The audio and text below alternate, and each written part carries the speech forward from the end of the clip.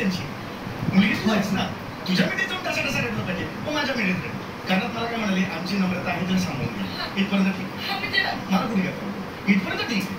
त्यानंतर काय म्हणाले, नम्रता आहे ती जराशी लहान आहे, इथपर्यंत सुद्धा ठीक आहे. पण नंतर ते म्हणाले तिचं काही खटखट असेल तर दुर्लक्ष करा. इथे मात्र माझं ते हे आलं. आता काय म्हणा, तिचं काय म्हणाले, ती खटखट असेल म्हणजे नेमकं काय खटखट असेल नाही का?